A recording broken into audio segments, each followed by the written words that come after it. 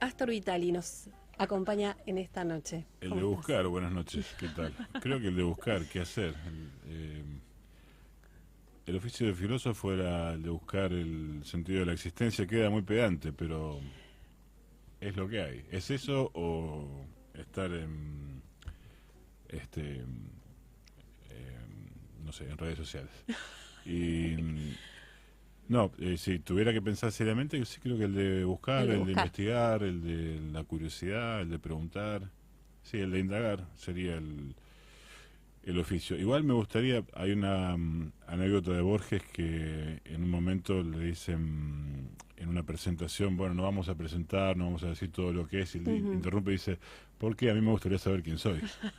Claro, seguro.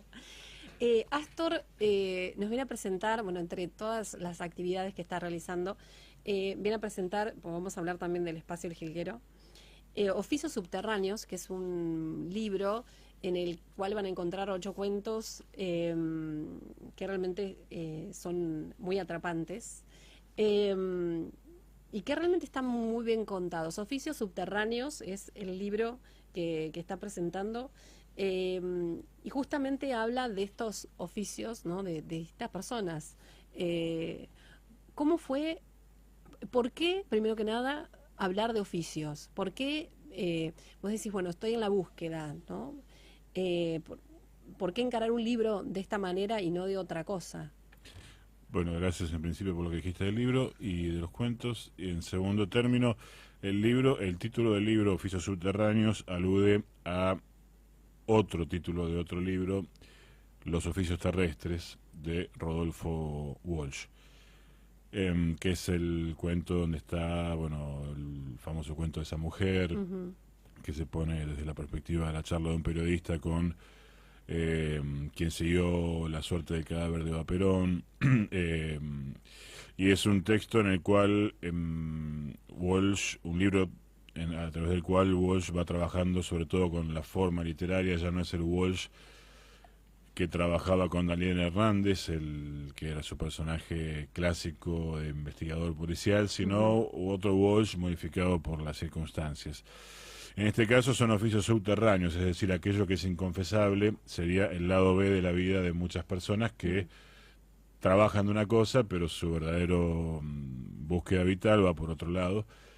Y en el libro están contados en general no a través de un narrador, no de alguien que diga pasó esto, pasó lo otro, sino, por ejemplo, en el primer caso, una Un conversación diálogo, claro. entre una pareja, en el segundo caso, o no me acuerdo en cuál, las sesiones Ujú. con el terapeuta de esta persona, y así, salvo el último que está contado como un cuento y que es tal vez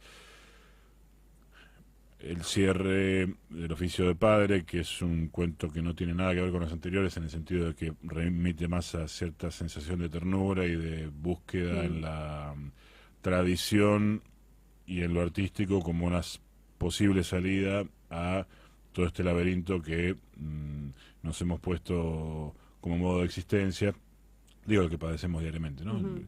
Para no abundar.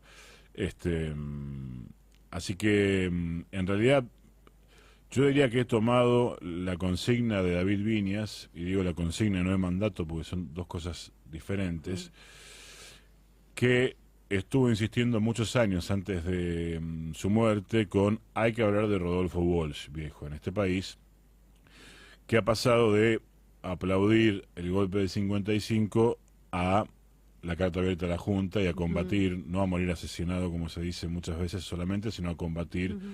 en 1977 contra aquella dictadura. Y que ha pasado de ser un escritor que trabajaba con la literatura policial clásica a un escritor que jugaba, experimentaba con distintas formas literarias. Decía también David Viñas, no me siento invitado a la Comunión de los Santos, sino con sus contradicciones. Si uno lee los diarios, como los de Che también, si uno lee los diarios de Walsh, dice yo quisiera ser ese hombre que luche contra las injusticias, pero el cigarrillo, pero el vino, pero tal cosa, es decir, un hombre que ha hecho bastantes cosas, ¿no? Sin embargo, Ujú. él sentía que no alcanzaba. el libro entonces toma algunas cuestiones de lo literario, pero en lo extraliterario, Oficios Subterráneos hace alusión a un capricho de David Viñas, o retoma el capricho de David Viñas, fundado en la necesidad de pensar el rol de los intelectuales hoy. Hoy en general las personas que escriben se mencionan más como escritoras que como intelectuales. El intelectual era aquel que intervenía, creo que Sarlo es uno de los últimos exponentes, que se auto reivindicado como intelectual, intervenía sobre el debate público. Y hoy la onda es ser más bien cool, andar más bien con algo que resbale y que no toque la piel, ni la lastime, ni erosione. Sí. No decir nada que alarme mucho a nadie y ser una imagen más en el escroleo de la pantalla, digamos, ¿no? Bueno, yo no comparto nada con ninguna de esas tradiciones, sino más bien las que he mencionado, por eso el título, por eso el libro.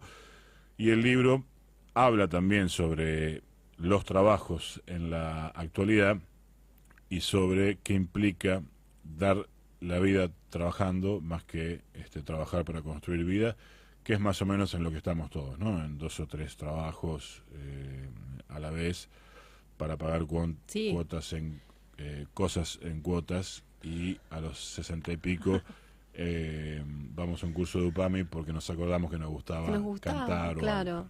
Sí, tal cual. Em, Realmente es un libro que, más allá de que, bueno, realmente eh, Astor es un intelectual, o sea, es una persona que tiene muy capacitada, digamos, como en la literatura, y hay personas que quizás piensan que este libro es un libro que tiene palabras difíciles, textos complejos, y la verdad que no, para nada. Como decía Astor, es a través de diálogos y a través de primera persona que cuentan situaciones comunes, ¿no? Ujú. Y pasan en cualquier estrato social también. Y con esto, con un vocabulario muy ameno, como decíamos, y aparte tiene una manera de escribir que eso, que nos hace, que es atrapante. Y incluso el mismo prólogo no tiene prólogo. O sea, es un intento de prólogo. Es un cuento en sí Es un, mismo, claro, tal vez.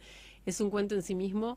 Y un poco creo que también tiene que ver con esto que decías de la búsqueda, ¿no? Del estar buscando. Y creo que también eso nos hace poder crecer un poco más En el el caso busco. del prólogo se recurre al humor Mm. y María Celia Vázquez, que fue quien presentó el libro en la Biblioteca Rivadavia, Ella hablaba de ironía, ¿no? claro, De la ironía. decía que es un libro irónico que trabaja ese recurso que es muy potente en la literatura, porque en realidad las preguntas que se hace sin el libro serían sí, sino demasiado densas. De todas maneras, sí, es mejor leerlo que toda esta explicación ¿Seguro? que acabamos de hacer del libro, porque es literatura y hay que atravesar la experiencia Bueno.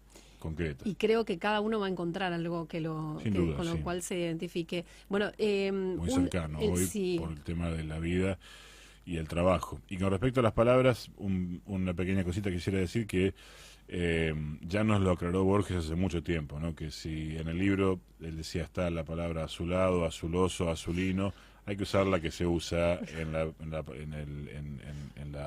no por una cuestión de hablar como se habla en la calle, sino porque el lenguaje es una cosa viva y cuando las palabras se transmiten a partir de lo que está vivo, esa literatura puede cobrar vida. Si no, como muchas lenguas muertas, no sabemos qué significan, no tiene ningún sentido utilizarlas. bueno, invitamos cómo hacen para obtener el libro. Bueno, ya creo que el segundo libro que tenemos de la editorial de Hemisferio Derecho, vamos Ajá. a tener que invitarlo a Rosaque A Diego Rosá, que también, sí, que es sí, un editor muy activo. sí.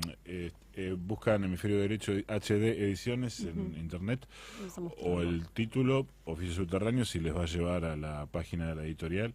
Allí lo pueden conseguir y hacen también los envíos pertinentes. Bien, bueno, Astor, también tenemos que hablar de un nuevo espacio. Si tenemos unos minutitos, Sí. vamos a comentarle que a la gente que inauguraron un nuevo espacio en la ciudad, un nuevo espacio cultural, ¿cómo es esto? ¿Cómo es el jilguero? ¿Qué es el jilguero? Es un espacio creativo, no es un centro cultural, en el sentido de la dinámica más diurna, por un lado. Por otro lado, no es un lugar que esté pensado para venderle nada a nadie, sino que está enfocado en las cuestiones de investigación, de educación, en los encuentros. Tiene 3 espacios, un aula, se llama Aula Miguel Graciano, es el lugar en donde tocábamos habitualmente con este percusionista que murió a principios de año. El espacio nace de una muerte, es la manera de sobrevivir, justamente, de poder llevar angustias profundas que tienen que ver con pérdidas irreparables y que tampoco tienen demasiada explicación. Un músico joven, muy vital, muy amoroso, muy querido a sus 56 años. Bueno, el aula Miguel Graciano, con un piano, bueno, acondicionado para trabajar sobre la música, una sala de lectura con una biblioteca, donde encontrarán sobre todo filosofía, literatura argentina, historia y música, especialmente, y un espacio que está integrado para público mixto, en el sentido de presencial, chiquitito, 15 personas, no mucho más, y virtual para quienes se quieran conectar, para poder hablar en el mundo de, por ahora, que nos disculpen lo acotado, en el mundo de habla hispana, con distintos artistas de diferentes lugares del mundo, y ir construyendo así una agenda que hable de lo artístico. Yo creo que hoy estamos girando demasiado en torno de la cosa, pero nunca abocándonos a la cosa. Esto es, si vos quisieras detenerte en una conversación con una persona, tenés que detener la mirada en eso, la escucha en eso, pero ¿qué hay que hacer? Hay que filmarlo, hay que grabarlo, hay que hacer el flyer, hay que producir, sí, todo siempre en torno de la cosa, pero no la cosa. Sí. Bueno, en el jilguero vamos a hablar de la cosa, y si lo entrevistamos, voy a poner un ejemplo que se me ocurre ahora, a Ricardo Mollo, no le vamos a preguntar por cómo era Luca, le vamos a preguntar por su poética, que es un gran letrista, y nunca nadie le pregunta sobre eso. Nos detenemos entonces en lo artístico y en el pensamiento crítico, en el que hay una larga tradición en Argentina y en Bahía Blanca, que es la ciudad nada menos de Martínez Estrada, ¿no? Que algo que ver con el pensamiento crítico tiene, lo digo en tiempo presente. Además queda la vuelta. El jilguero, ¿y cómo pueden conectarse? Hay muchas personas que están escuchando, que quizá también están, que no son de Bahía Blanca y que quieren conocer el espacio. ¿Cómo pueden conocerlo? Hoy la vía de comunicación, en realidad las vías son 2. Primero pueden acercarse y tocar la puerta, esto es un método infalible. Muy clásico. Sí, Paraguay 418. Y luego, si no, en Instagram nos pueden encontrar como El Jilguero Creativo, y allí vamos dando cuenta de las actividades. Una sola red social abrimos para ir informando, nada más. Pero invito a que se acerquen, porque es lo que estamos haciendo con todas las personas que nos escriben. Acercate, Claro. charlamos a ver de qué va la propuesta. Ha acercado algunas ideas de talleres de filosofía, diferentes, bueno, ahora con los días iremos publicando algunas cosas, pero también incluso vamos a abrir espacios para poder tomar mate y leer, por ejemplo. Algo que nos cuesta mucho hoy es concentrarnos por el teléfono, lo que ya conocemos. Entonces va a haber espacios abiertos para simplemente sentarse y leer junto con otros y otras. Hay cosas que a veces se pueden hacer en bibliotecas y otras que no, como tomar mate. Entonces eso Se estaría permitido, ¿no? sí, estaría permitido y estaría incentivado. Bien. Bueno, Astor, muchísimas gracias por acercarte a la radio, por este momento, también por dejarnos el libro, que vamos a pedir que nos lo firme también, Astor. No sé si se firman los libros o no para vos. Yo no tengo ningún inconveniente, me parece siempre un gesto de cariño de quien lo pide o de quien lo... bien. Así que... bueno, te vamos a pedir caso, entonces. Eso. Bien, muchas gracias, Astor. Astor Vitali, y lo vamos a despedir con este tema justamente que interpreta con Julián Mancilla, gran bandoneonista, con Gustavo Fernández Vicente, con Fernando Cuello, lindo candombe que canta Astor. Muchas gracias. A vos.